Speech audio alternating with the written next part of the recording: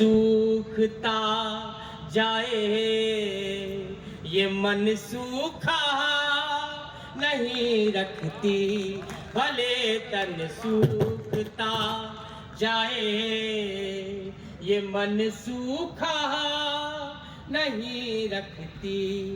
यहाँ दुनिया में कितने हैं जो रोटी छीनने वाले, यहाँ दुनिया में कितने हैं जो रोटी छीनने वाले। ये धरती माँ हमें लेकिन कभी भूखा नहीं।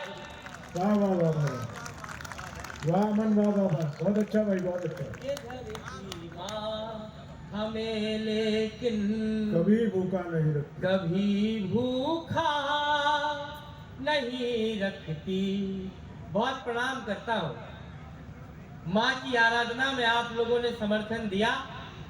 जो बात विवेक पारित करके गए, मेरे पसंदीदा कवियों में से विवेक, जो इस समय नए लोगों में वीर रस पढ़ा जा रहा है, जिस शौर्य को विवेक पढ़ते हैं, एक नाम मैं भी पढ़ना चाहता हूँ, लेकिन चौथी पंक्ति स्वतः जैसे निकलती हो मैं आप तक पहुंचाना चाहता हूँ। सुनिए। स्वागत।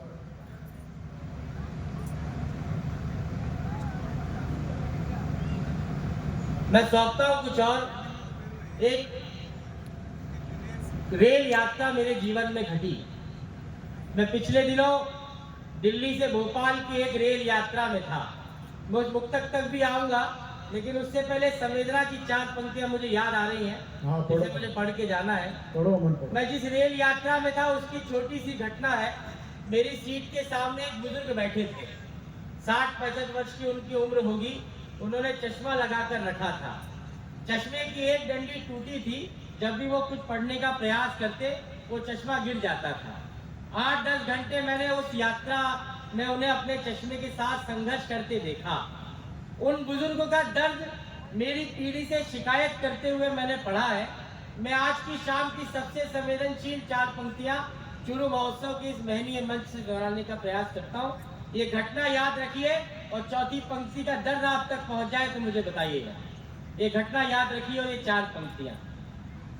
अलग होते हुए कोई अलग इतना नहीं दिखता, मगर ऊंचाइयों से नींव का हिस्सा नहीं दिखता, मगर ऊंचाइयों से नींव का हिस्सा नहीं दिखता। उन्हीं आँखों को चश्मे की कहीं ज्यादा जरूरत है। उन्हीं आँखों को चश्मे की कहीं ज्यादा जरूरत है, जिन्हें माँ बाप का टूटा हुआ चश्मा। अरे वाह वाह वाह वाह, जियो मन जियो यार, क्या अच्छा भाई, वाह वाह वाह वाह, बहुत अच्छा मन, बहुत अच्छा। जिन्हें माँ बाप क्या सलीके से कहा भाई, वाह वाह वाह वाह। हुआ चश्मा नहीं दिखता। राजस्थान वो धरती है जहाँ सारा वैभव था, फिर भी उन्होंने शत्रुओं के सामने कभी उनकी गुलामी मंजूर नहीं की। एक प्रेम भी ऐसा युद्ध है जीवन में, जब जिस उम्र में हमें प्रेम का युद्ध लड़ना पड़ता है, कई सारे संघर्ष हमारे साथ चलते हैं। प्यार के संघर्ष के साथ परिवार का, रोटी कमाने का, सब कुछ रहता है। लेकिन मेरी पीढ़ी एक गलती करती है। मैं एक नई बात निकाल कर लाया हूँ। आपने कई राज सत्ताएं देखी इस मिट्टी में, लेकिन प्रेम में एक गलती करते हैं हम कि एक किसी व्यक्तित्व के आसपास इतने केंद्रित हो जाते हैं कि अपने माँ बाप तक को भूल जाते हैं। जितनी माएँ, जितनी बहनें यहाँ पर बैठी हों, एक प्रेम का कवि नई बात निकाल कर आपको सुनाना चाहता है।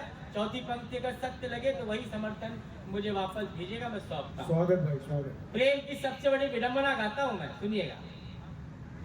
मोहब्बत ने यहाँ अक्सर यही अंजाम पाया है, कमाया मोल मिट्टी का, मगर सोना गवाया वाह, है। वाह। कमाया मोल मिट्टी का, वाह मुन्ना। मगर सोना गवाया है। किसी के प्यार में उसने महल की नौकरी कर ली, वाह, किसी के प्यार में उसने महल की नौकरी कर ली। जिसे एक माँ ने बचपन से सदा राजा बुलाया। वाह वाह वाह वाह वाह वाह वाह वाह राजा बेटा वाह। माँ ने बचपन से सदा राजा बुलाया है। बहुत बहुत प्रणाम करता हूँ, जितना बढ़िया आप लोग सुन रहे हैं। मैं दादा जब शुरुआत में कार्यक्रम का संचालन कर रहे थे, आदरणीय के अपने बहुत लंबे साथ का चंद्रशेखर जी का नाम लिया। हमारी कोई जितना विकास हम लोगों ने किया, उसको करने में जितने बड़े लोगों ने अपने श्रम दिए, अपने प्राण दिए, मैं उन लोगों के नाम और मंच पर अरुण जैमिनी जी की उपस्थिति है, जिन्होंने 50-100 वर्ष के कवि सम्मेलन की परंपरा में अपने 40 वर्ष दिए। हम जैसे नए लोग अगर इतने बड़े मंच पे खड़े हो पा रहे हैं, उनमें इन लोगों का श्रम लगा है। मैं आपको समर्पित करता हूँ, मंच के बड़ों को 4 पंक्तियां समर्पित करता हूँ, सुनिएगा। स्वागत भाई। थकन के वास्ते बिस्तर सजाते आ रहे हैं हम, वाह, सफर की धूल को गहना बनाते वाह। आ रहे हैं हम। यही राह है जो अब तुमको बड़ी आसान लगती है, वाह वाह यही राह है जो अब तुमको बड़ी आसान लगती है। इन्हीं राहों की हर ठोकर हटाते आ रहे हैं। वाह। तालियां कमजोर रह गई आप लोगों की। इन्हीं राहों की हर ठोकर हटाते आ रहे हैं हम।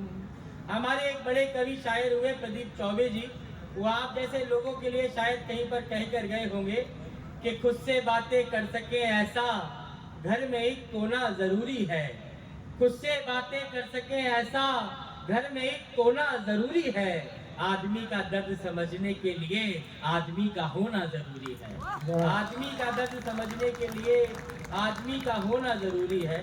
जितना अच्छा सुना आप लोगों की, जितनी चाटुकारिता मैं कर सकता था मैं कर ही रहा हूँ, लेकिन ये काम मैं अब एक छंद के माध्यम से करना चाहता हूँ।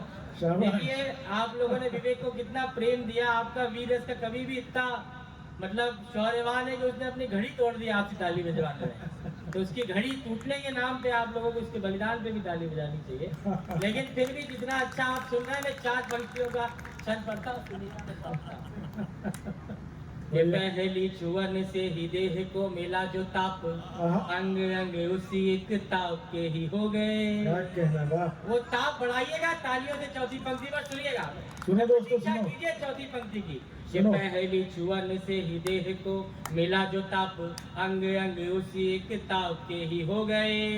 ज्ञानी विज्ञानी जिसे कहते हैं पुण्य काम, पुण्य से मिले हुए प्रताप के ही हो गए। ज्ञानी विज्ञानी जिसे कहते हैं पुण्य काम, पुण्य से मिले हुए प्रताप के ही हो गए। रोज रोज इच्छाओं को मारते रहे हैं और रोज इन हत्याओं के पाप के ही हो गए। फिर एक दिन हमें आप मिल गए और सारे दिन जिंदगी के आप के ही हो गए। आप मिल गए और सारे दिन जिंदगी के आपके ही हो गए।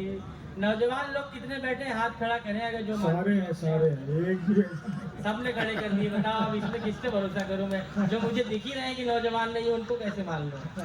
चलिए, लेकिन फिर भी आपके भीतर के नौजवान को अगर आप लोग प्रेम में हो किसी के, तो मैं 4 पंक्तियां डेडिकेट करने के लिए पढ़ता हूँ। अमन यहाँ कुछ भूतपूर्व नौजवान है, कुछ अभूतपूर्व नौजवान। सबको मेरा अलग से जा के प्रणाम करूंगा तो मैं करने के बाद। लेकिन 4 पंक्तियां किसी प्रणय निवेदन की पढ़ता हूँ। मैं आपको गारंटी देता हूँ जिसको आप भेजेंगे उसे समझ नहीं आएगी, लेकिन वो आपको समझदार जरूर समझने लगेंगे। लड़के खासकर मैं बताता हूँ, मैं 4 पंक्तियां और पढ़ता हूँ, प्रणय निवेदन में सुनिएगा। मेरी भाषा पर भी आपकी दाद चाहता हूँ और मेरे शब्द पर भी आपकी दाद चाहता हूँ, सुनिए। कि सपनों की नाव जो नयन में यूं तैरती है, चाहती है उसे आप कोई ठाव दीजिए। क्या मांगता है सुनिएगा एक प्रेमी, कि सपनों की नाव जो नयन में यूं तैरती है, चाहती है उसे आप कोई ठाव दीजिए। पांचों इंद्रियां भी कहा 5 गांव मांगती है एक मन का ही गांव दीजिए। पांचों इंद्रियां भी कहा 5 गांव मांगती है एक मन का ही गांव दीजिए। बरसों से जिंदगी की धूप में खड़ी जो तप्त छाव को हमारी अपनी भी छाव दीजिए। हाथ में हमारे पड़े पड़े ही न मर जाए, आप ही उदास पायलों को पाँव दीजिए। वाह वाह वाह वाह, क्या अच्छी पंक्ति है अमन, वाह वाह वाह वाह। उदास पायलों क्या को बढ़िया पाँव देना, सुनते बड़ी हैं आप बात है। लोग, बहुत सब अच्छा। बिल्कुल एकदम लुटे पिटे हैं। लेकिन चलिए, बहुत बहुत प्रणाम करता हूँ, आप ही उदास पायलों को पाँव दीजिए। और इसी क्रम में जब आप लोगों ने ये सुन लिया, देखिए मैंने बात की कि हम प्रेम में होते हैं। एक बात हम लड़कों को ये मानना पड़ेगी कि हम लोग जिस तरह से बनाए गए ईश्वर के द्वारा, उससे अतिरिक्त मेहनत लड़कियों को बनाने में भगवान ने की है। हाँ, लड़की सुंदर ही दिखती है, लड़के तो जैसा मैं दिख रहा हूँ वैसे ही दिखते हैं, वो कैसा भी हो। तो मैं उनकी प्रशंसा और भगवान के अन्याय को 4 पंक्तियों में गाता हूँ। यही मस्ती सुनिएगा, सुनिएगा। शाबाश, एक पुरुष भी। लड़कियां कैसी हैं और मैं कैसा हूँ, मैं पढ़ता हूँ, आप लोगों का चलो नहीं कहता। कि किरणों के देश से ये धरती पे आए, फिर धरती पे आके और खासे हुए चेहरे। किरणों के देश से ये धरती पे आए, फिर धरती पे आके और खासे हुए चेहरे। गोरे रंग में भी थोड़ी चांदनी सी घोल कर, चंद्रमा के सांचे में बताशे हुए चेहरे। गोरे रंग में भी थोड़ी चांदनी सी घोल कर, चंद्रमा के सांचे में बताशे हुए चेहरे। एक यही बात न समझ आई अब तक, इतने अलग ये कहाँ से हुए चेहरे। एक और हम जैसे टाले हुए चेहरे, तो एक और आपसे तराशे हुए चेहरे। वाह वाह वाह वाह, एक और हम जैसे जिंदाबाद, वाह वाह वाह वाह। एक और आपसे तराशे हुए चेहरे। और उन तराशे हुए चेहरों का सौंदर्य तब सर्वाधिक होता है जब वो ईश्वर के नैसर्गिक रूप में होते हैं। कोई अतिरिक्त श्रृंगार स्त्रियों का आवश्यकता नहीं पड़ती, उसी में हमारी माएँ श्रृंगार ना भी करे तो वो दुनिया की सबसे सुंदर स्त्री है। मैं 4 पंक्तियों में उस सौंदर्य को शब्द देता हूँ, उसके बाद मुझे आधा गीत सुनाना है आपको, क्योंकि मेरे पास समय कम है। मुझे इसमें भी इतना ही प्यार देते हैं, मैं सौंपता हूँ, सुनिएगा। आयु ही स्वयं जब देह का श्रृंगार करे।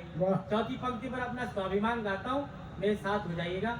कि आयु ही स्वयं जब देह का श्रृंगार करे, देह का श्रृंगार हर ओर से बचाइए। आयु ही स्वयं जब देह का श्रृंगार करे, देह का श्रृंगार हर ओर से बचाइए। कंचनी कलाई के जो रंग बोलने लगे, तो उन्हें चूड़ियों के निशोर से बचाइए। कंचनी कलाई के जो रंग बोलने लगे, तो उन्हें चूड़ियों के निशोर से बचाइए। बंधनवार अलकों के रूप को सजाए, तब उन्हें बंधनों की हर डोर से बचाइए। तन की किशोरी को किशोरों से बचाइए, तो मन को हमारे जैसे चोरों से बचाइए। वाह वाह वाह वाह, चोरों से बचाइए, तो मन को हमारे जैसे चोर से बचाइए। देखिए, जिला प्रशासन ने इतना बड़ा आयोजन कर दिया, लेकिन आप लोग अगर आने का श्रम नहीं करते तो क्या काम आता। ऐसा ये जीवन में भी हमको मानना चाहिए कि व्यवस्थाएं, प्रशासन और ईश्वर सब कुछ नहीं कर सकते। हम सबको मिलकर इस देश को और इस दुनिया को आगे बढ़ाना है। मैं 4 पंक्तियां पढ़ता हूँ अपनी गीत की भूमिका में, उसके बाद मैं राम का गीत सौंपूंगा। शायद कुछ लोगों तक वो गीत पहुंचा भी हो मेरे आने से पहले। सारे प्रशासन के लोग बैठे हैं, मैं अपनी जिम्मेदारी की 4 पंक्तियां और पढ़ता हूँ, सुनिएगा। कि मांगने को मांगते हैं सूरज हजार, किंतु दीप एक द्वार पे भी धर नहीं पाए हम। मांगने को मांगते हैं सूरज हजार, किंतु दीप एक बार पे भी धर नहीं पाए हम, हमसे भी कम साधनों में फूल खिलते हैं, थोड़ा भी तो फूलों सा संवर नहीं पाए हम, हमसे भी कम साधनों में फूल खिलते हैं, थोड़ा भी तो फूलों सा संवर नहीं पाए हम। देह की मिली जो एक बांसुरी, तो बांसुरी में एक सांस बन की भी भर नहीं पाए हम, सारे काम राम के भरोसे छोड़ दिए, पर राम के लिए तो कुछ कर नहीं वाह, पाए वाह, हम, वाह, वाह, वाह। सारे काम वाह, राम वाह, के वाह। भरोसे छोड़ दिए, पर अरे बहुत मानी राम देश के पंक्ति है, वाह वाह वाह वाह, शाबाश, वाह। बहुत बहुत प्रणाम करता हूँ। एक बार अच्छी ताली बजा लो तो मैं गीत सुनाता हूँ उसके बाद आप लोगों को। मैं पहली बार किसी मंच पे ये कह रहा हूँ कि मैं आधा गीत सुनाना चाहता हूँ आपको, क्योंकि कार्यक्रम भी आधा ही हो गया है और हमें महंगे लोगों तक पहुँचना है। मैं गीत सौंपता हूँ, मेरे जीवन में एक ऐसी रचना है जिसने मेरी 5-6 वर्षों की छोटी सी यात्रा में पूरा देश और देश के बाहर मेरी यात्राएं मेरे हिस्से में लिखी। भगवान राम पर मेरा एक गीत है। एक तरफ सारी विचारधारा और राजनीति के राम हो सकते हैं और एक तरफ हम जैसे सामान्य भारतीय के राम हैं। मैं सौंपता हूँ गीत, जहाँ जहाँ पर आपको अच्छा लगे मुझे बताइएगा, मैं सौंपता हूँ। स्वागत है भाई, पढ़ो। ये सारा जग है प्रेरणा, जग है सारा प्रेरणा, प्रभाव सिर्फ राम है, सारा जग है प्रेरणा, प्रभाव सिर्फ राम है, भाव सूचियाँ बहुत है, भाव सिर्फ राम है, भाव वाह। सूचियाँ बहुत है। भाव सिर्फ राम। गीत की यात्रा प्रारंभ करता। पढ़ो पढ़ो, शाबाश। पहला वन, एक तरफ हमारे भगवान के सामने राज सिंहासन था और एक तरफ माता कैकेयी के वचनों में बना हुआ वनवास। हमारे भगवान राज सिंहासन को छोड़ देते हैं और वनवास को चुन लेते हैं। ये पंक्तियां मैंने भव्य राम मंदिर के निर्माण और सुप्रीम कोर्ट के निर्णय आने से पहले लिखी थी। मैं 4 पंक्तियों में भगवान राम के वनवास जाने का कारण पढ़ता हूँ, जहां जहां बात पहुंचे मुझे बताइएगा, मैं सौंपता हूँ। के कामनाए त्याग पुण्य काम की तलाश में, राम वन क्यों गए? राजपाट त्याग पुण्य काम की तलाश में, तीर्थ खुद भटक रहे थे धाम की तलाश में। वाह वाह, क्या अच्छी पंक्ति है यार, वाह वाह। खुद भटक भाई रहे वाह वाह वाह थे वाह। धाम की तलाश में, कविता हुई नाम नहीं वाह। तो दाम ना किसी है, नाम की तलाश में राम बन गए थे अपने, राम बहुत की अच्छा तलाश है, में बहुत अच्छा है। राम बन गए थे अपने, राम की तलाश में, वाह वाह वाह। आप में ही आपका, माता कैकेयी का नाम आया। एक तरह का इतिहास और टेलीविजन ने हमें बताया कि माता कैकेयी इस पूरी रामायण की कथा का कोई खलनायक है, कोई खलनायिका है तो माता कैकेयी है। मातृशक्ति की उपस्थिति है। मेरी बहन इति भी मंच पर है। मैं माता कैकेयी के पक्ष में 4 पंक्तियां पढ़ता हूँ और चूरू के लोगों से विश्वास चाहता हूँ कि चौथी पंक्ति का तर्क अगर सही लगे और माता कैकेयी इस कथा में बड़ी होती नजर आए तो मुझे चौथी पंक्ति तक अपना समर्थन रोक के रखिएगा। चौथी पंक्ति पर एक साथ आपसे मांगता हूँ, सुनिए। स्वागत है। कि कितनी ही पहेलियों को वही विराम मिल गए, राम बन जाएंगे या नहीं जाएंगे? कि कितनी ही पहेलियों को वही विराम मिल गए, मोह के प्रपंच को वचन के नाम मिल गए, मोह के प्रपंच को वचन के नाम मिल गए, एक हाथ से राम की 100 प्रणाम मिल गए, कैकेयी की कामना से जग को राम मिल। बहुत अच्छा है, वाह भाई, वाह वाह वाह वाह वाह वाह वाह वाह वाह वाह। कामना से वाह मन वाह। जग को राम मिल गए। और ऐसे राम मिले कि जिनके जैसा उदाहरण पूरी दुनिया ने दूसरा नहीं देखा। मैं बहुत छोटी सी कलम हूं, मैं अपने शब्दों में भगवान राम की तुलना करने का दुस्साहस करता हूं। वही समर्थन आपसे मांगता हूं। मैं व्यक्तित्व पढ़ता हूं राम का, इसके बाद एक अंतिम बंद मुझे और पढ़ना है बस। के ढाल में ढले समय की, शस्त्र में ढले सदा,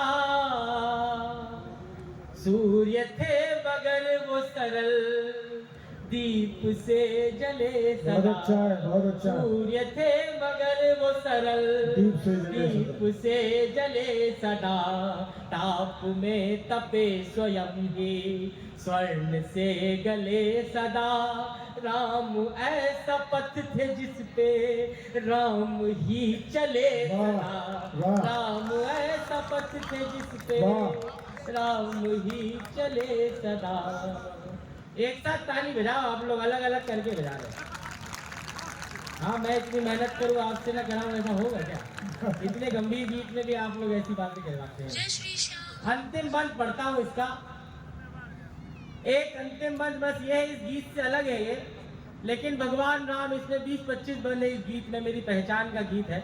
लेकिन इसका सार मैंने खोजा कि अगर किसी से कहा जाए कि हमारे भगवान को धरती पे आने की आवश्यकता क्यों पड़ी, हर शायद दूसरा व्यक्ति ये कहेगा कि रावण के संहार के लिए भगवान राम इस धरती पर आए।